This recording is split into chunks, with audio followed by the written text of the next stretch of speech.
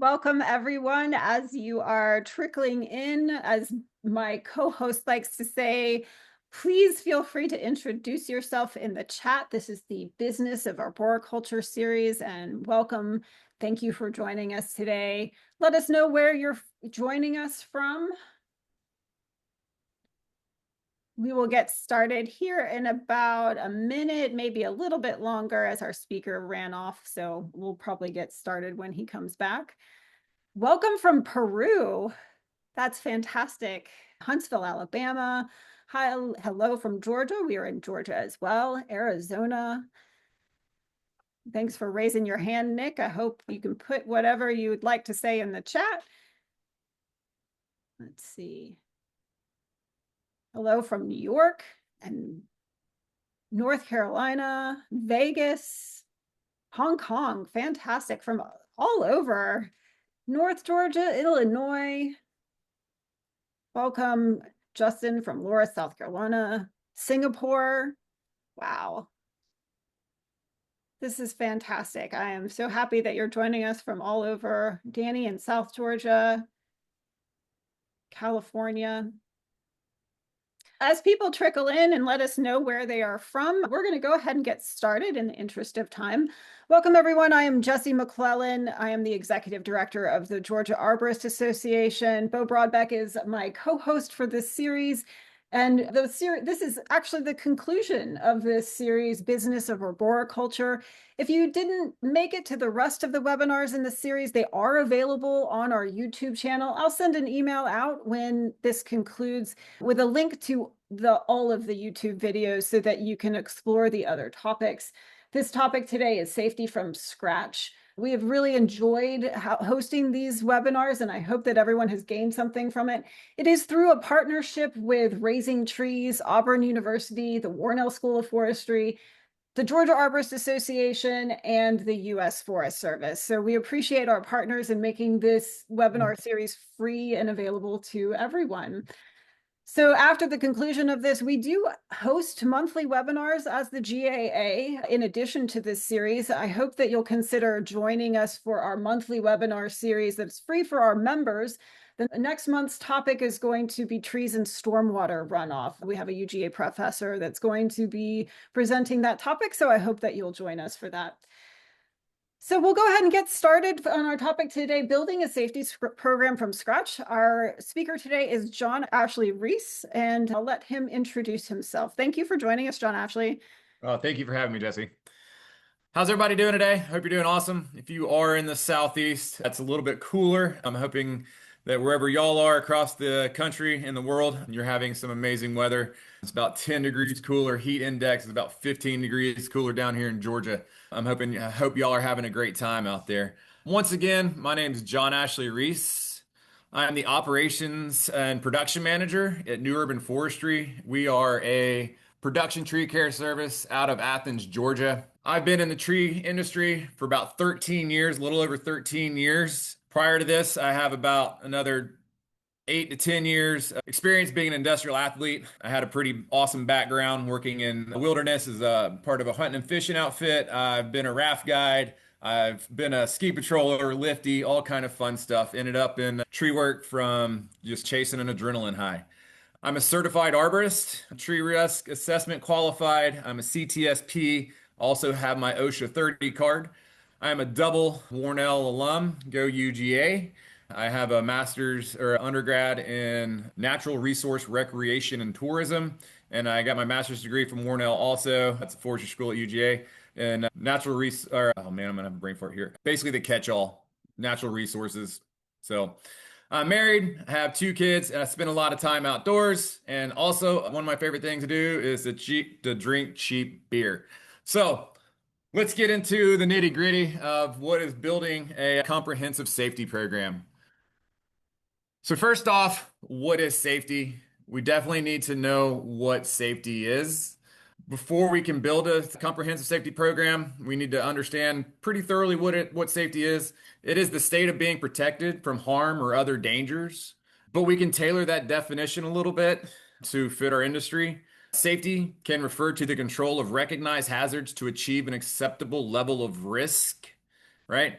That's the basic premise of safety within the tree care industry. All we're doing is we're trying to mitigate the amount of risk that our employees are exposed to, what you are as an employer are exposed to, your employees are exposed to, and all we're trying to do is create a safe working environment. All right. We also need to take into consideration the public. We are driving trucks. We are doing crazy dangerous stuff out in the public. So we need to make sure that they are staying safe also. So here's my definition. Safety is the state of being protected from harm. And our tailored definition is a control that recognizes hazards to achieve an acceptable level of risk. Everybody needs to understand that the acceptable level of risk for each person is a little different. But as a business owner or an employer, you need to reduce the amount of risk that your employees are going to be exposed to on a regular basis. So to build the comprehensive safety program, we need to figure out what is the end goal. What is the end goal of going to work every day? Is it to make money? Yes, we want to make money. That's why we're going to work. Is it to hope that we get to go home at the end of the day? We don't want to hope that we're going to go home at the end of the day. I personally think that the goal is to have a very small chance of an incident or an accident actually happening or occurring. That's why we're building a comprehensive safety program. We need to make sure that the level of risk and the going home is the most important part that we want our employees to have. So, couple things. I've come up with a list of four different topics that we want to cover within building this comprehensive safety program. Oops, went too many. The first is to prevent injuries. Injuries for our employees. When we have injuries, we lose time, you lose income.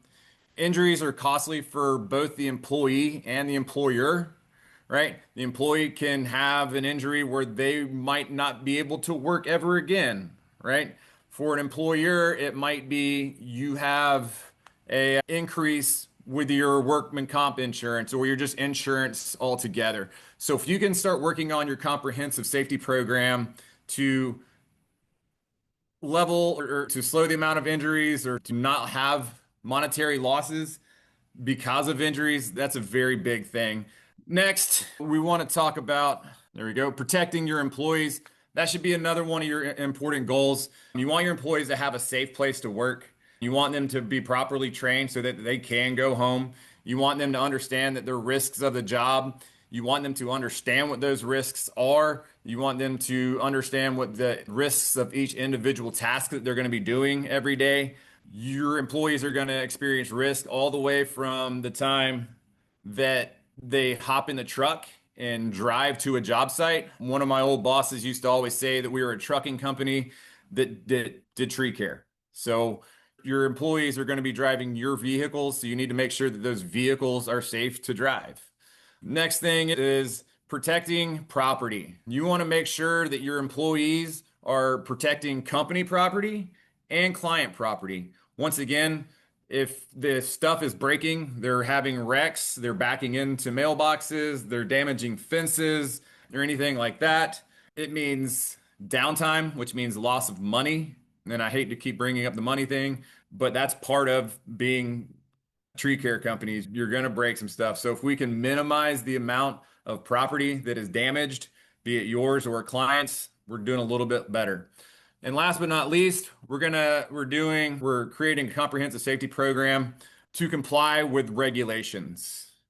So a lot of locales have tree ordinances, right? So your safety program, you might have to have a safety program or you might have to have a certified arborist or something on staff, but those local ordinances might require you to have a permit. There's a town here in Georgia where you must have a license to perform tree work and you have to have a certified arborist on staff, right? Some states are trying to make it where you must have a license, right? And part of that is that you show that you have insurance, that you have met the basic level of some kind of licensing body. But for us today here in the US, we have federal regulations. Tree care companies must abide by the general industry standard under OSHA, 29 CFR 1910. So the 1910s is where tree work falls under. OSHA does not have a straight up rules and regulations for tree work, we fall under the general duty clause. So that's where if anything goes wrong, an employee gets hurt, or if the unfortunality of having a death on the job site, you have to report that to OSHA. And so knowing what to do in a specific time frame, because if you don't report it in a certain time frame, you can get fined even more on top of if you broke any of the general duty clauses found under the OSHA Act. Also, with OSHA, if you have more than 10 employees, you have to report your recordable injuries every year. So, having a safety program, a comprehensive safety program, helps you mitigate the risks within all four of those different topics. I found this quote as I was doing some research. It's pretty cool. No job is so important and no service is so urgent that we cannot take time off to perform our safety work. That was from AT&T in 1939. So even back then, which was almost 100 years ago, what is that, 80 something years ago, people were thinking about safety. So safety's been a big thing from the very beginning of definitely tree work. Tree work started probably about 100 years ago also. So let's go on to the next slide. All right, safety from scratch. Building a comprehensive safety program takes time. It's definitely not something that happens overnight. It has multiple facets that all need to come together to make sure that everyone goes home safe. All right. So the first topic within here is your training program. So I'm going to go through these four main topics and then I'm going to go back through and we're going to touch on every one of them a little bit more in depth. So if I miss something here, if you have any questions, definitely feel free to ask, but I might cover it once I go into each of these four topics a little bit more in depth. All right. Your training program is the basis of progression for your employees. Most people will come into tree work with a very basic knowledge base. They understand that trees grow. They understand possibly the different systems within a tree, roots, branches, all that stuff. Some people might have come in with some kind of rope and knot knowledge. Some people might have come in with chainsaw knowledge. Some people might have come from an apprenticeship program and they have a lot of knowledge. But it is your job within a training program to give your employees the knowledge to progress. That is the one of the bases of your training program is helping your employees go from somebody that has zero knowledge all the way out to hopefully at some point in time being a crew leader for you. This is for production tree work. That's where we are at. Granted, there are some other more experienced jobs out there like crane operator and whatnot, high level climbers, but most of the end goal for a lot of people is to become a crew lead.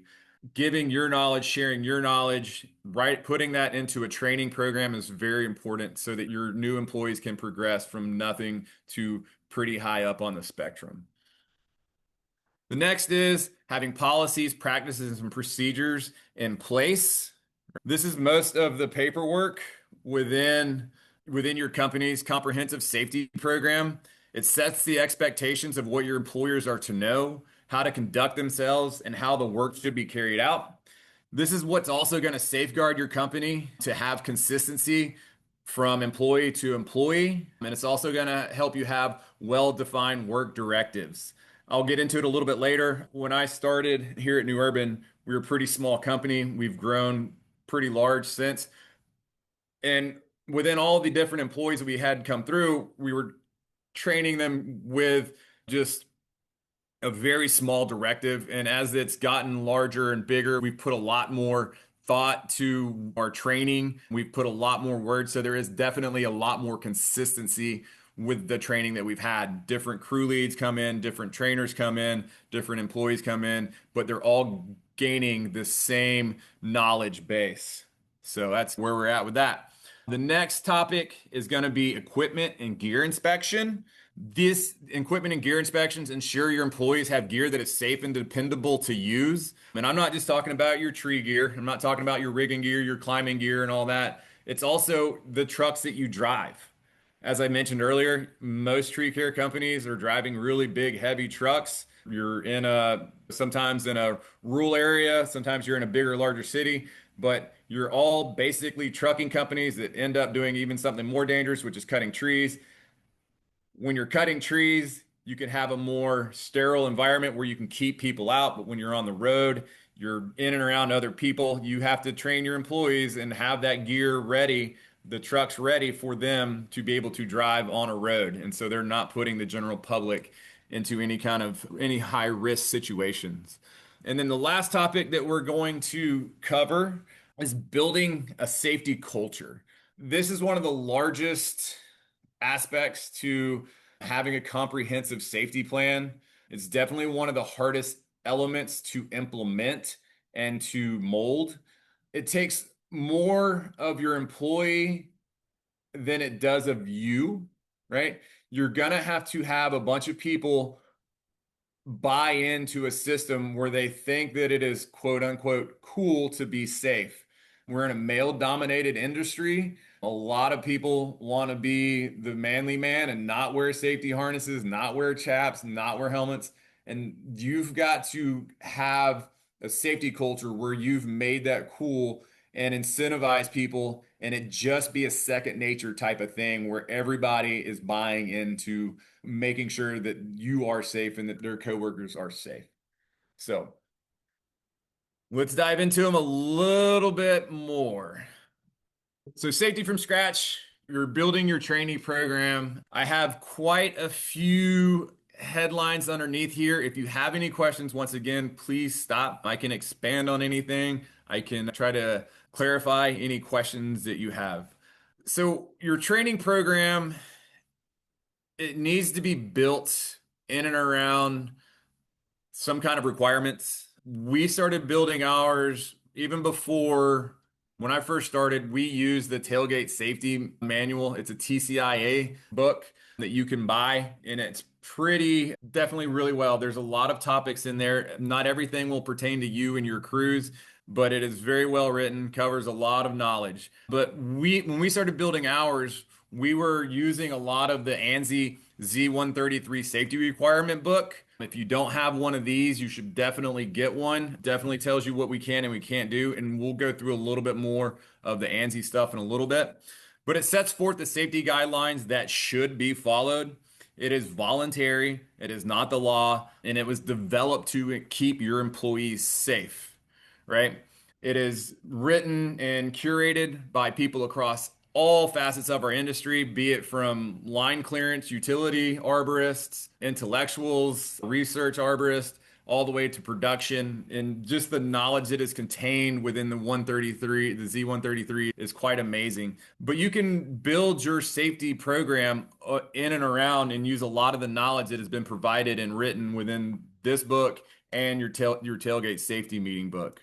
So, one thing that we created many moons ago was when we first became accredited by TCIA, they require you to have competency checklists. Our competency checklists, we have 13 or 12 checklists, and then we have a welcome to New Urban Forestry team kind of introduction sheet that we share with our employees. Literally the first day when they come in, we give them this sheet and we're like, welcome to New Urban. Safety is our number one goal, and you just hammer that in. So even from the start, within our competency checklist, which is within our training program, we're already trying to start building where you're building the buy-in of we need you to be safe. We want you to be safe. If you've come from somewhere else and you've learned how to run a chainsaw, thumb not wrapped, no chaps on, we're going to expect you to buy in to what we're teaching you here. Our competency checklists go all the way from a new hire orientation where we're talking about what we expect from them when they walk into the shop, all the way to their driver competency checklists, their ground persons one, where we're teaching them everything from PPE use, keeping an orderly job site. If you're just walking out to a job site and you have gear strewn about everywhere, we're trying to teach them, hey, let's put all our gear right here. This is where it belongs in the truck. And all the way to identifying basic knots and being able to tie those knots, right? And every one of these competency checklists They almost always start out wearing your proper attire and PPE. We go over that in a little bit, but having your helmet, your eyes, and your ears on for everything, especially your wood chipper. A lot of accidents every year occur from wood chipper accidents, and a lot of that is new folks coming in and not being properly trained to utilize and not put their arms within the feed wheels of the chipper, unfortunately. Mini skids, we use a lot of mini skids, and a lot of companies have moved into that, using a mini skid to move the brush and material on a job site. It makes your employees a lot more safe, but it also is a mini skid is definitely a machine that can flip over. We had one flip yesterday or 2 days ago, and we had a long conversation about the root cause of why it flipped and what we can do to change habits of driving around with our arms really high in the air, cutting stuff smaller so we don't have to possibly have one of those flip again. We have our chainsaw competency checklist where we have our 6-step felling plan ingrained within it, our groundsperson 2, our lift and bucket truck competency checklists, climber checklist, climber 1 and 2, and then last but not least, we have our crew lead competency checklist. A couple of years ago, like I was saying, we had all these topics covered, but depending on who was teaching the new employee or the person that was learning, the idea might have been the same, but they might not have been covering all the topics that us in the management team wanted them to cover. So we went in and we wrote really comprehensive paragraphs about what we want that employee to know. These competency checklists, I'm guessing y'all can maybe see me. I don't quite know. We put them in a folder. They're able to take these home. They have homework in it. I'm pretty sure I'll have a sheet on there, but everything is in there. Going the wrong thing. A lot of words, a lot of titles. I'm sorry if you can't see that, but we want our employees to know and have a knowledge base. And that knowledge base is consistent between every employee that's moving up through our program. Our next part of our training program is our new hire mentorship program. This is also given to them on the first day. What it does is it teaches them and lets them understand what their duties are from the time that they walk in the door of the shop until they walk out of the door in the afternoon. That way they have this booklet, they can put this book in their backpack, and they can pull this book out at any time and understand what they should be doing. Morning duties, all the way to initial job site duties and traffic safety, parking trucks, job site safety briefings, and going over drop zone safety, what they should be doing on a job site. Because a lot of folks that have come in and don't understand the industry don't come in with that knowledge that there is stuff going on up above their head and they don't have their head on a swivel, right? So they're walking into a drop zone without looking up. And obviously, your climber's been doing this for a while. Hopefully, they look down and notice that somebody was walking in that drop zone. That's why you have the command and response, but that new person might not understand what is happening. You just don't want them wandering around underneath your job site. So within this comp sheet and this new hire mentorship program, hopefully they're able to understand a little bit better and understand a little bit more where they should be doing, what they should be doing, and stuff like that. The next part of our training program is a climber skills test. We adapted the ISA climber test that they have for their certification, for their climber test certification, to cover what we expect new climbers to know as they start their journey onto becoming a loft arborists. It also lets us evaluate people that have come in that are joining our team that have past climbing experience. It also helps the trainer watch and understand what they might be doing or what they might be doing incorrectly. So they can take that skills test. It's about 2 pages worth of information, and they can go home and they can study and understand what we are looking for within a climber. A lot of these competency checklists, the new hire mentorship program, the climber skills test, all of it is, if you've been in the industry for any amount of time, it's putting the hardest part in building this stuff is putting all that knowledge up here that's swimming around into words and putting it on paper. That is the hardest part of this part of building your comprehensive safety program is getting all of those thoughts, organizing all of those thoughts and putting it into words and then eventually implementing it within your company. Next, we have weekly safety meetings. Our weekly safety meetings, they occur every week. Obviously, there's a couple times throughout the year where we don't have a full week or you have vacation, stuff like that. So I think we have 50 of them within our safety meeting booklet. We adapted our in-house weekly safety meeting manual from the tailgate safety meeting, right? So we took the topics that pertained most to us and we put those and built on them and expanded on them and curated those to what we do with as our company. I'm a big proponent of thinking that one size shoe does not fit all within this industry. Not everybody does straight production tree work. You might have y'all might plant trees. We don't really plant trees within our company. Y'all might not have lifts. We have a couple lifts. We have buckets. We have a knuckle boom. We've been working on getting a competency checklist for our knuckle boom operator. So within that weekly safety meeting, we're covering topics that pertain to everybody.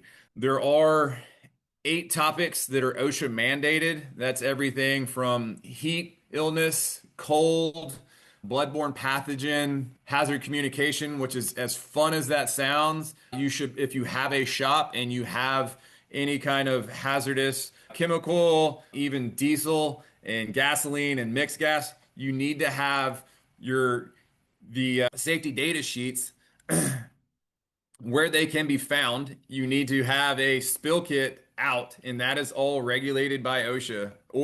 And it's also in our case, we get every year we have the fire marshal for our city here comes by and does a safety check of our shop just because of where we're located.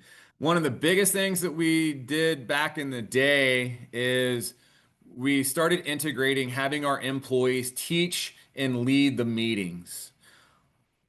What that does is it gets a little bit more buy-in into the program. There are times where they will need help, and I am more than willing to help them. I'm also like, if there's a couple of them that are on, or a couple of employees that are on the same level, I'll get them to join up and to help each other build the weekly safety meeting. We'll give them a topic. Say one of the guys or gals had an issue maybe a month ago that pertained to this. They had an incident that pertains to that meeting topic, and we'll get them to go in and they will teach the meeting. So it's pretty interesting. It's pretty cool. But we give them an outline, give them a guide of everything that they need to cover within that safety topic. And so that is the kind of the basis of our safety from scratch training program is the competency checklist. Like I said, we have 12 of them in ours. You can have as many or as least amount as you want. Our new hire mentorship program, basically just getting everybody on board to understand what their daily tasks are. Our climber skill test, a little bit more advanced stuff. You might be working on your skills test for a couple years. You're starting out as a double rope climber, working your way up into single rope. It might take you that long to gain the knowledge and the skill to pass the test. It's not like I'm going to take you out. Obviously, if you're coming into our company, we're going to give you this test pretty quickly so we can see where you're at. And then our weekly safety meeting, 52 weeks, we adapted it from our tailgate safety meeting. If you don't have one of these, very, very good book to buy. A lot of knowledge inside of that book. So the next 3 are yearly or bi-yearly every 2-year things that you need to be doing within your company. Once again, we're going to revert back because OSHA doesn't really regulate our industry. They'll always revert back to our Z133s. And on the second page in here, it says all personnel engaged in arboricultural operations should be instructed in the correct procedures for emergency response, including 911 calls and other applicable emergency phone numbers. So you need to have correct procedures for emergency response.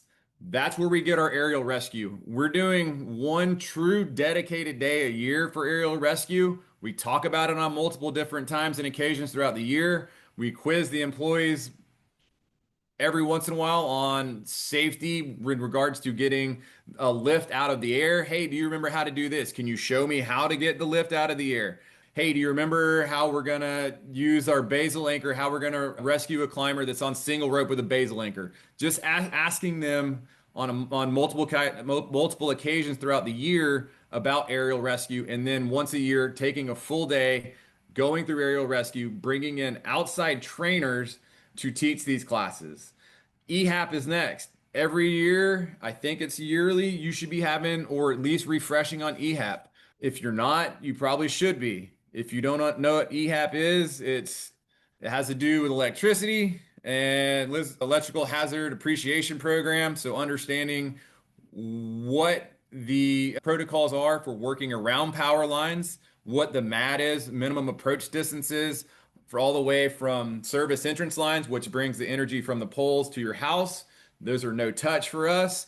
How far away your MAD is, your minimum approach distance for high voltage lines and the bigger transmission lines. For us, it's 10 feet. So we don't work on trees within 10 feet. I had a climber the other day. We went up, we were pruning it. There were a couple dead limbs in it, and then the client wanted it pruned off of their service line. So we got the service line not dropped, we just got it de-energized. The climber walks over, looks up. The tree is about this far from the power line. You can see where it had touched. There's all the leaves were a little bit burnt. He came up to me and he was like, "We can't climb this, boss." And I was like, "Why not?" It's touching the lines over there. So any part of that tree that is within the high voltage lines, you can't climb that tree because if any part of that tree is within the 10 feet, the whole tree is within the 10 feet of it. So he made a good call there. CPR first aid is something that you should be going over every year. Most certifications last for 2 years, but it's something that you should be covering at least once a year. Not every instance for first aid or CPR is going to occur for your on a job site or one of your employees. Your employees are more likely to happen upon an accident site while they're driving or walking down the road, or a neighbor comes out screaming, and you might have to perform first aid and CPR. So knowing that there are rules and regulations out there for EHAP aerial rescue and CPR first aid, especially CPR first aid and EHAP within OSHA, that needs to be a part of your training program. So hopefully you can see this first enough employee folder sheet. That is talking about, that is that introduction to the company. We're building the buy-in starting right here. I give you this as I'm doing some other stuff. Hey, read this. We're saying your safety is priority number one. We're putting that in the back of their head. We're letting them know that we're thinking of them first and foremost, and that they need to understand that they need to have a safety conscious, safety geared mind to be working in this company. If it's somebody that has come from somewhere else and has a lot of one-handed stuff and all, this might not be the best fit for them. Building the buy-in immediately is hopefully the plan. I'm talking a lot. I need to get going. Here's the first sheet of our climber skill test, and this is one of our competency checklists. This is 4 steps out of our 6-step felling plan. So that's what they look like. A lot of these were built by a past admin of ours. She was absolutely amazing. We could come up with a lot of the verbiage and kind of rough outline, and she would spit these things out in a day, and they would just be like, "Holy shnikes, you're awesome." So we really appreciate her. All right, safety from scratch, policies, practices, and procedures. This is the most of the paperwork within your company's comprehensive safety plan. It sets the expectation of what your employees are to know, how to conduct themselves, and how the work should be carried out. And this is what safeguards your company to have the consistency and well-defined work directives. And unfortunately, we live in a litigious society. So if you have these policies, practices, and procedures written down and something does happen, you can say, "Hey, look, these people have been trained because their comp checklists are filled out. We've taught them. They knew the policies, they knew the procedures, and they just didn't follow it." Or your insurance company might say, "Hey, for us to fulfill this workman comp claim, do you have any kind of documentation?" And there you have it. So your safety manual, it can be as intensive as you want to. We had an old one. I found one from like 2016 that basically says that New Urban, as an employee of New Urban, you are to follow the general guidelines of our current policies. These are not inflexible rules or requirements. And then basically says that you are expected to follow the ANSI Z133 safety standards. So it's just having some type of safety manual written out, refer back to, and that's gonna hopefully cover you in the long run. You need to be doing a JSA. This is the first sheet of our in-house JSA or job safety briefing or assessment that we do every day. You're looking for your hazards, obstacles, procedures, PPE, and precautions. There are many websites and examples online that you can research and look up, but going through and finding out all the hazards that are within the trees, surrounding trees, walking through with the whole crew, pointing those out. The more eyes that you have on a job site, the better off you are because somebody might see something that I don't see. I might see something that the crew lead didn't see. So having a JSA, having it all written out on the second sheet, the back half of this that I don't have on here, we have the location of the closest hospitals. We have my phone number, another manager's phone number, and what you should do in case of an emergency. So having a JSA on every job is super important. Wearing your PPE. This is a practice. If your crew leads or your managers or even our sales team is required to wear a helmet on any job site. So you have to have buy-in from all up and down the spectrum, from the top brass all the way down to the newest ground guy. And wearing PPE is the most important safety practice that you're going to do. It is the last line of defense. Hopefully, we got and mitigated all the risks and hazards that we possibly could have. But wearing that PPE is the last line of defense, be it from a chainsaw or something falling out of the sky. Wear your PPE every time. From the second you get out of the truck is when we're asking our employees to, because if you're wandering around somebody's backyard and you just look like a normal dude wearing a bright orange shirt, but you got that helmet on, the neighbors or your client might be like, oh, that's the tree guy. Buddy check. This is another kind of practice that we have instituted here. If you're a new climber, you have somebody going in and checking on you. For your first couple days being on a mini or behind a chipper, you have somebody there with you, watching you and checking on you, making sure, just having that set of eyes that you're not doing something that you shouldn't be doing. And what they're also doing is watching and making sure that we can go through that comp sheet at the end of the day and we can get you checked off on it. Another policy or procedure practice is abiding by rules and regulations that have been set forth by your company, not so much by local governments or anything like that, but it's by the company, making sure that everybody is abiding by those rules and regulations. We have two more of these: incident investigations and tailgate meetings. These are good practices to institute. If you do have accidents, you need to have an incident investigation to find out what the root cause is, and then have a tailgate meeting, be it on its own or during a safety meeting, to talk about and figure out what the next step is. Do we need to go back and change some practices? Do we need to go back and change some policies? Do we need to have repercussions for multiple incidents, right? We don't want to not have somebody come work, right? We don't want to give days off for people from doing stuff, but we want to have some kind of repercussion for multiple incidents, especially ones that involve the same accident or incident. All right, next is my bad, gear and equipment inspections. We need to be doing those quite regularly. Sometimes it's literally every day. One of them that needs to be done every day is your DVIR, which is your driver vehicle inspection report. It is mandated by the Federal Motor Carrier Safety Administration. Any vehicle over 10,001 pound is required to have a DVIR completed every day.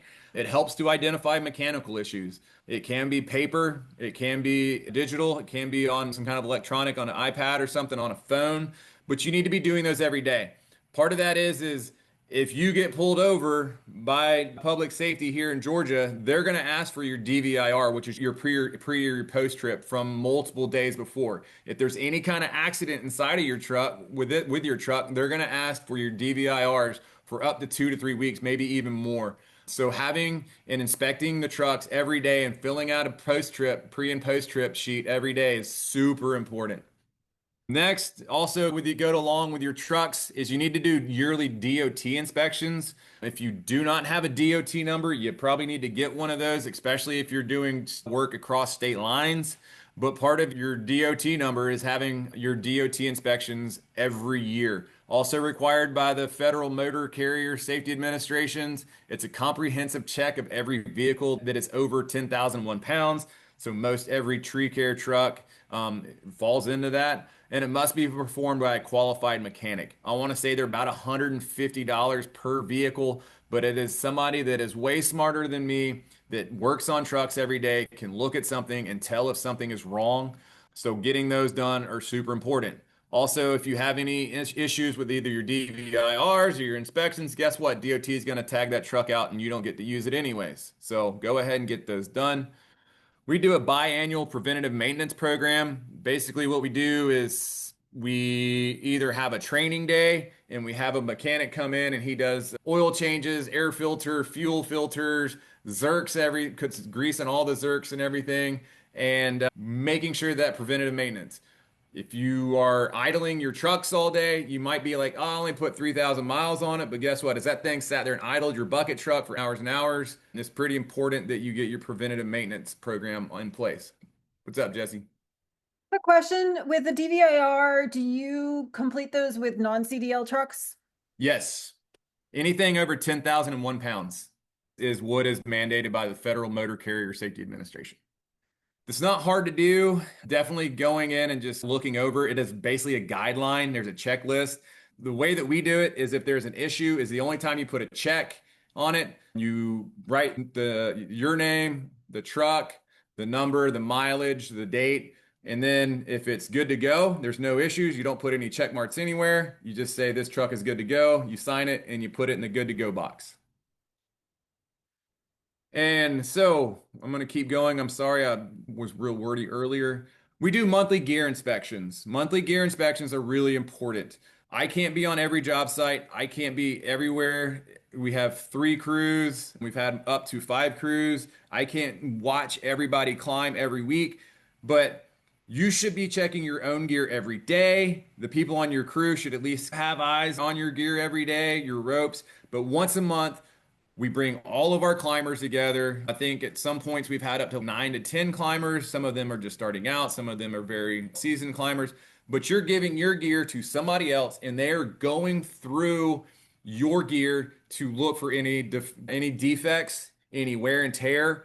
This sheet over here is a gear inspection checklist. It came from Westspur. I went and tried to find it again today, but the link was broken. But it's on there. The actual downloadable PDF was not on there, but they have that sheet on their website. If you go to the very bottom, they have like resources and knowledge base, I think. Look for that. It's literally talking about what you should be doing on a daily basis with your ropes and cords monthly, all your hardware, your spurs, everything that you need to know. All of your gear has born on dates. It has manufacturer recommendations, all that. You should be reading the instructions to understand what you're climbing on, what you should be doing to it. Everybody knows that the bird on the Rope Runner Pro is supposed to be cleaned out and it's supposed to be oiled like once a week. I don't know anybody that actually does that, but you're supposed to be doing that if you read the instructions and the manual about it. Equipment and gear inspection is very important. Having and requiring your employees to fill out the DVIRs. You as an employer getting your yearly DOT inspections. I have a new guy that started a couple weeks ago. He's got a lot of experience across the board. He came in and he said that he refused to drive a truck for a company that he'd worked for before because it had been 5 years since they'd had a DOT inspection. They would have, if he got pulled over, not only would DOT ding him for all the violations, that truck would be put out of operation. And I know it, y'all, some people might be saying, oh, it's just a money grab by the government. You've got to understand they're trying to keep the general public safe. And that part, the way that they do that is with the DOT inspections. You in-house doing a preventative maintenance program is super important. Something that we always thought was really important because you're protecting your assets, you're protecting your employees to make sure that they have safe vehicles to drive, and you're ensuring safety for the general public. All right. Last but not least is building a safety culture. This is where you get the buy-in from your employees. This is probably where you're going to have the hardest time and maybe possibly a lot of pushback. You have to have and employ people that want to understand and abide by the safety regulations. I can't tell you how many times I've gotten on social media, say, I've been doing this for 30 years. I've never had an accident. I don't believe in wearing a helmet. I think they're blowing smoke out of their woohoo. I think they've if they've never had an incident where they've never been hit in the head by anything, that is the game of numbers and they're playing on thin ice. That makes sense. Just even walking around in the woods, I've had branches fall within 10 feet of me, especially with somebody in a tree jostling something loose and possibly dropping something out. I know I've dropped stuff out of the tree. So wearing a helmet and encouraging your employees to wear helmets and building an incentive program to have buy-in and building the safety culture, have some kind of safety program where you can say, hey man, we haven't had an accident in 6 months. We're all going out to dinner. We haven't had an incident or an accident in a year. Everybody gets a brand new helmet or something. I don't know. You've got to have some kind of incentive, unfortunately, for most people to buy in. You're gonna have hard cases where people aren't gonna want to buy in, right? You're gonna have that dude that's been doing it for super long that doesn't want to wear chaps, right? But you have to wear those chaps on every cut. And especially as a manager or an owner, you can't cut the corners. Your employers are going to be watching you. And if you do it, they're going to say, you didn't wear them. Why do I have to wear them? So a lot of this buy-in from the employee is watching you. And if you set the example, they'll be like, oh, okay, I understand why we're doing this. He's doing it. I should be doing it too. We encourage buy-in from the sales team. So if the sales team's showing up onto a job site, they're wearing their helmets, they're participating in the EHAP courses, they're participating in the CPR first aid classes because they're the ones that are out looking at the job and saying, oh, we need to get the line clearance company out here to mitigate the hazards and the risks before my guys, for the production team can show up. Part of that buy-in is understanding that you are your brothers and sisters keeper, right? It's not just you out there. It is you are keeping your fellow employees safe. You're keeping your crew members safe, wanting to be there for them. Part of it is giving them incentives to watch out for each other. Have some kind of possible production bonus. You because most incidents and accidents don't happen because of just one person. It's usually a group effort to break stuff. It is a group effort for somebody to get hurt. It's not just one person. We had a mini flip 2 days ago, like I said. There's one guy standing there doing this with a mini, putting the arms real high in the air, and the other guy standing there with a chainsaw. The one guy on the mini is trying to pick a 30-foot long branch up, and the other guy standing there with a chainsaw. The guy with the chainsaw could have said, hey, hold up, let me cut that to make it more manageable. So making sure that there's accountability and that everybody understands that your brothers and sisters keeper right now at work. Right now it's really hot in Georgia. You've got to say, hey guy, hey gal, drink this water. You need to be having water breaks. If you just motor through and power on and nobody's willing to say, hey, stop, let's have a water break, then you're gonna have the dehydration. You're gonna have injuries. You're gonna have heat related injuries. And then that we already talked about, that's gonna time loss, revenue loss, all that good stuff. And a big thing is open communication. Employees need to understand that safety is number one on your list as an employer, right? You need to have stop work authority. Every employee should have stop work authority, right? So they shouldn't be made fun of or say, "Ha, why did you call a stop work because you didn't understand that? You're dumb." No, there's no dumb questions, right? That employee might have just saved somebody's life, and we need to congratulate that employee instead of making fun of that employee. Does that make sense? Sure hope so. Because at the end of the day, all we're wanting to do is we want to go home to our families and we want to mitigate and minimize the amount of risk that our employees are going to be exposed to. And a lot of that it can be covered within your comprehensive safety program.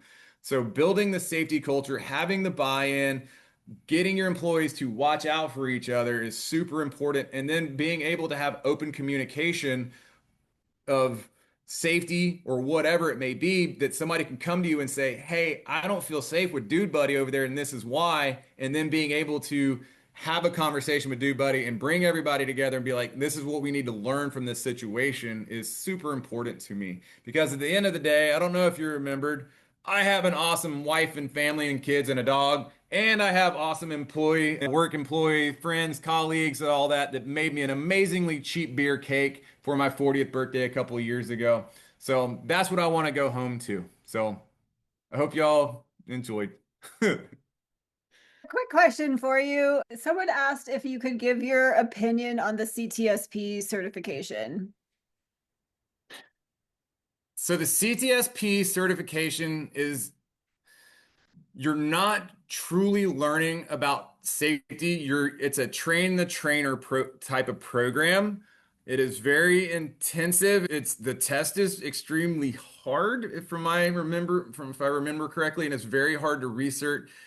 It's not something that you're going to go in and come out and be like, oh man, you're going to come out with all these amazing stats. It is a train the trainer program that is teaching you how to communicate effectively with visual learners or hands-on learners. So it's definitely an interesting program. If you want to get it, definitely read into it prior.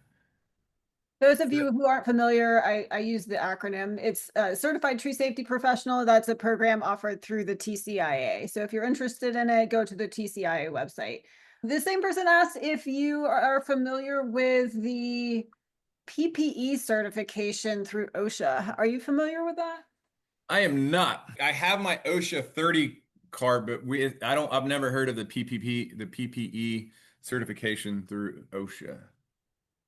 Yeah, there's a website for it. I wasn't familiar with it Huh, either. So I'm not. they I'll have to offer look a into that. PPE certification. I'm not sure if this question is a joke or not. I think it may be. Are there competent person certificates offered within our industry? I guess maybe not a joke. I think TCIA has a lot of their certifications, be it from groundsperson certifications, chippers, climbers, stuff like that. So TCIA is an amazing resource, the tree care industry of America.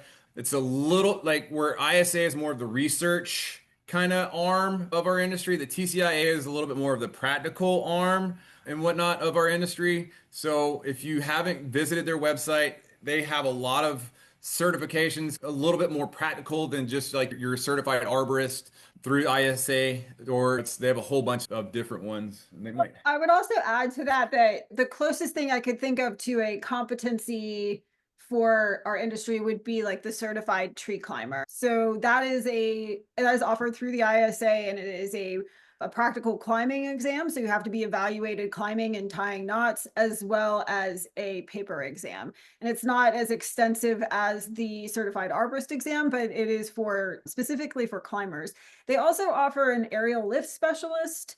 However, that is not currently being offered to my knowledge. I don't know anyone that has that certification, but if you're interested, I would definitely reach out to the ISA about that. We will be hosting an evaluation for the certified tree climber exam for anyone who's interested in that or has employees who are interested in that. Will be coming up in conjunction with our summer workshop. So reach out to me and let me know if you're interested in that. But other than that, I'm not really aware of any other competency. Okay, I take that back. The TCIA does offer some like chipper safety workshops alongside their aerial lift specialists, and that would be similar. They do offer those programs from time to time, but you have to request them. We do have someone who, not necessarily a question, but a request. If anyone is aware of anyone hiring in Forsyth County, a nursery is closing and this person is looking for a job. So I can put you in touch if you know of any opportunities in Forsyth County. Any other quick questions? We have one more minute before our meeting will adjourn. Go ahead and throw those in the Q&A. In the meantime, I'm going to put the survey in the chat, if you'll bear with me for just a moment. If you'll fill that survey out, I will make sure to submit your ISA certification number for CEU credit. There is one CEU with this webinar, and those typically take about 3 to 4 weeks to show up on your dashboard. So give it some time to show up, and I'll go ahead and get those submitted for you. Again, if you have missed any of these webinars in the series, The Business of Arboriculture, please look at our YouTube channel. We do have all of them there available for you to watch. Does GAA offer safety training day? We do have our summer workshop preparing for the summer storm season coming up in August. It's a 2-day training that will be mostly safety related topics. That would be one opportunity. We did just wrap up an aerial rescue and EHAP day in the spring, but we'll probably offer that again maybe in the fall. We do have some grant funding available for that. If you'd like a specific training, I'm always open to suggestions or requests. I am happy to set up chainsaw safety trainings or other trainings in your area if you have that request. So please let me know. And it looks like somebody's hiring in Clay County. So for the person looking in Forsyth, look in Clay County, North Carolina. All right. Thank you so much, John Ashley. We really appreciate you sharing your time and expertise with us. Thank you so much for joining us today. I hope everyone stays cool and has a great weekend. Thank you. Thank you all. Appreciate it. I'm going to stay on for just a minute for those who need the CEU to make sure they get the link is in the chat. So if you're looking for it, please go ahead and visit the chat section.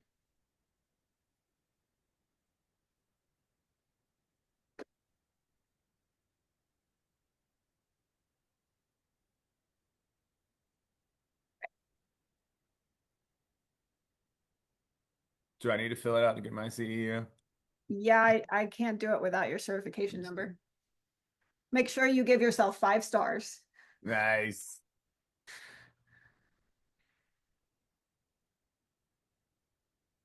Somebody's asking if we'll do more Business of Arboriculture webinars in the future. I don't know. Maybe within our regular webinar topics. There's certainly more to explore in this series. The official series with Warnell and Auburn and all of that has concluded. They may receive more grant funding and have additional topics, but that is not up to me.